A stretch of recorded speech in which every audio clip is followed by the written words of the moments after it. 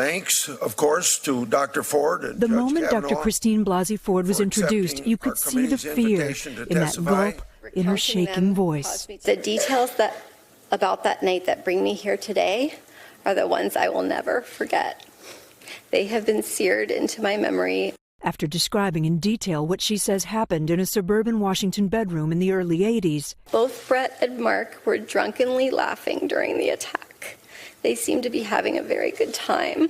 Dr. Ford spoke about why she didn't tell anyone at the time. I convinced myself that because Brett did not rape me, I should just move on and just pretend that it didn't happen. Over the years, she said, she did tell a few friends and her husband that she'd been assaulted, but didn't name Kavanaugh until 2012. She and her husband were renovating, she said, and he couldn't understand why she wanted two ways out of the front of their house. In explaining why I wanted a second front door, I began to describe the assault in detail. I recall saying that the boy who assaulted me could someday be on the U.S. Supreme Court.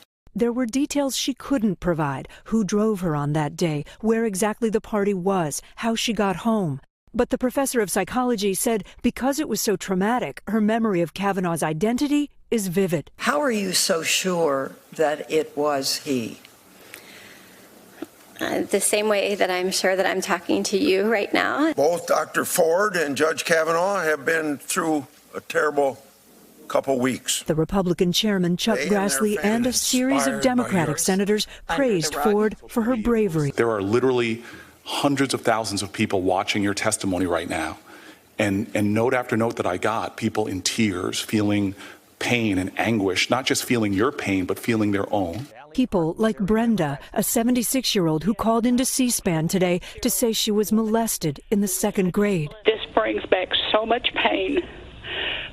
Thought I was over it, but it's not. You will never forget it. Ford said she's received death threats, her family forced to move twice. These past couple of weeks have been the hardest of my life. I've had to relive this trauma in front of the world. Today, the world heard her story. Kate Snow, NBC News, New York. Hey, NBC News fans, thanks for checking out our YouTube channel. Subscribe by clicking on that button down here, and click on any of the videos over here to watch the latest interviews, show highlights, and digital exclusives. Thanks for watching.